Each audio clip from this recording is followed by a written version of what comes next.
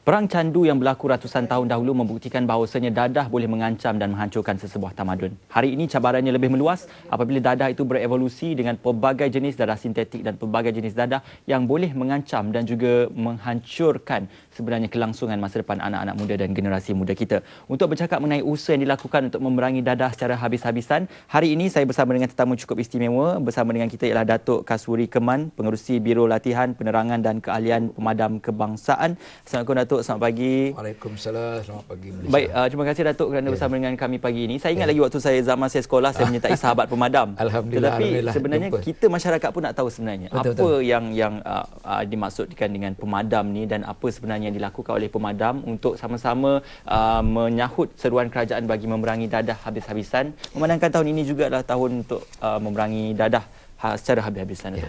Terima kasih Encik Ismail. Yang pertama sekali saya ucapkan ribuan terima kasih kepada pihak Selamat Pagi Malaysia yang telah memberi peluang kepada pemadam untuk memberi penerangan sedikit sebanyak tentang pemadam. Pemadam ini adalah singkatan daripada Persatuan Mencegah Dadah Malaysia. Dia merupakan satu persatuan sukarela ataupun NGO yang telah ditubuhkan pada 22 Mac tahun 1976. Baik. Jadi hampir 40 tahun lah usia sampai sekarang ni.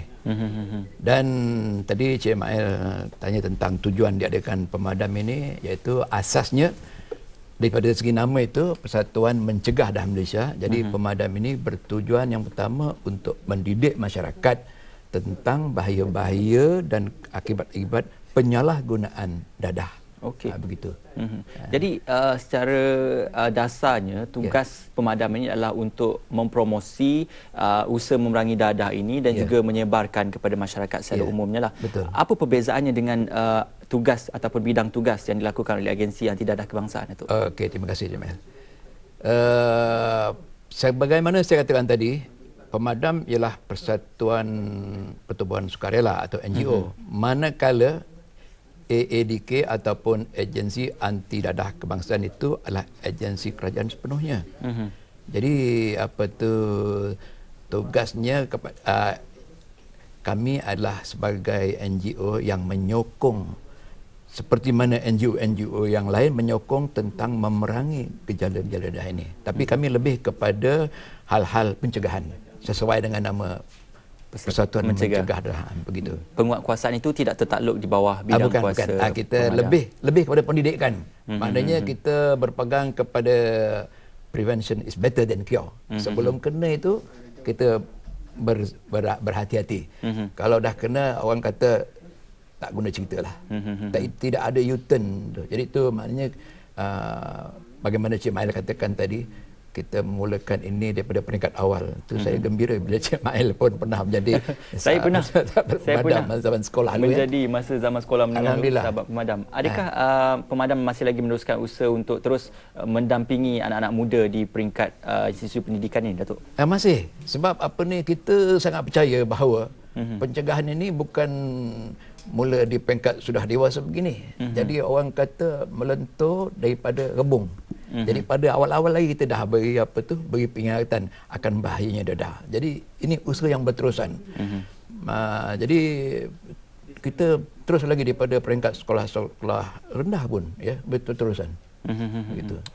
Bercakap mengenai usaha yang dilakukan oleh pemadam dan dari segi sambutan masyarakat, pandangan peribadi Datuk sendiri bagaimana dengan kesedaran masyarakat terhadap bahayanya dadah? Kenapa masalah ini masih terus-terusan berlaku, malah ada di beberapa peringkat seolah-olah kes-kesnya semakin bertambah? Terima kasih atas keprihatinan itu, Cik Mail. Jadi daripada pandangan masyarakat secara umumnya lah, pemerhatian saya secara peribadi, masyarakat di luar sana sedar akan bahayanya akibat penyalahgunaan dadah ini. Dalam masa yang sama pun alhamdulillah dari segi penyertaan ahli masyarakat dan pemadam pun makin bertambah, kerana pemadam ini mempunyai semua cawangan-cawangan di semua daerah di seluruh negara. Jadi di luar sana tu alhamdulillah sekarang ni masih sedar. Cuma dari segi usaha tu kita masih berusaha untuk meneruskan, menguatkan lagi dari semasa ke semasa. Begitu. Itulah Datuk, kalau kita tengok banyak cabaran yang dihadapi oleh agensi yang membantu untuk memerangi dadah ini khususnya. Kalau kita lihat di peringkat antarabangsa, permasalahan yang masih lagi berlaku adalah kewujudan kartel-kartel dadah antarabangsa ini yang terus-terusan berusaha untuk menembus pasaran negara kita dan berterusan untuk mempengaruhi minda anak-anak muda kita.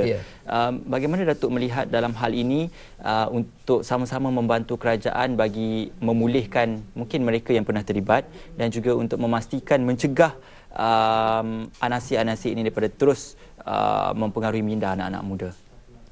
Terima kasih Cik Mail ya. Jadi itulah sebagaimana saya katakan tadi, core business kita ialah pencegahan. Jadi kita sentiasa berusaha menerangkan kepada semua pihak bahayanya penyalahgunaan dadah ni. Betul, dadah ni orang katakan dia ada baiknya dari segi penggunaan sebagai ubat ya. Tapi yang tak betulnya apabila disalahgunakan. Serupa juga pisau. Pisau tu bagus untuk gunaan yang betul, untuk potong buah, untuk potong daging. Tapi dalam masa yang sama, kalau salah digunakan dia untuk rodok perut orang misalnya, tu bahaya. Jadi dadah begitu juga. Maknanya kita bagi kesedaran bahawa perlu ada dadah ini untuk perubatan-perubatan tertentu. Tapi di dalam satu keadaan yang terkawal, maknanya ada panduan-panduan ataupun nasihat daripada doktor dan sebagainya. Ini yang bahayanya ni apabila guna sewenang-wenangnya, menyalahgunakan, menyebabkan orang tu dah tak betul lah. Gitu. Sampai menjejaskan kesihatan mental dan fizikal. Ya, betul. Terakhir sekali Datuk, mungkin Datuk boleh kongsikan pesanan kepada masyarakat. Ada masyarakat hari ini mungkin mengatakan bahawasanya jagalah tepi kain sendiri. Kalau anak orang tu nak terlibat dengan dadah, lantaklah, ataupun hanya akan bercakap benda-benda yang buruk saja tetapi tidak ada usaha untuk membantu Datuk. Masya-Allah, itulah yang kadang-kadang kita ni macam Cik Mail katakan tadi, ada juga peringkat pandangan yang negatif, jaga tepi kain sendiri. Tapi soal dadah ni, dia tidak kenal siapa.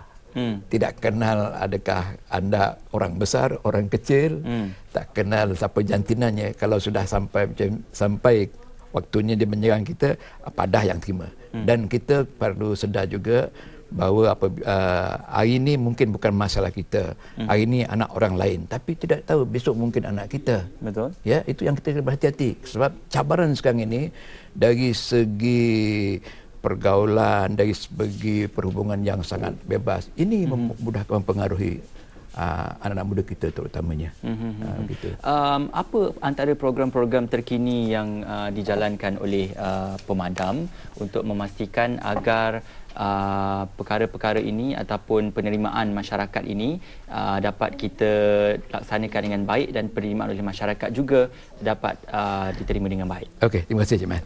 Jadi dari segi program yang pemadam laksanakan, kita berdasarkan sasaran kita. Ya, sasaran kita iaitu di antaranya sasaran kita yang utama masyarakat, yang kita namakan program itu program damai, dan kita lepas itu kita ada sasaran keluarga yang kita panggil tabah, dan berbalik kepada peringkat sekolah-sekolah macam Cik Mail dulu kan, kita panggil iman. Jadi belia ada, wanita ada, ibu bapa ada, guru-guru pun ada, semua ada. Jadi kita ikut sasaran.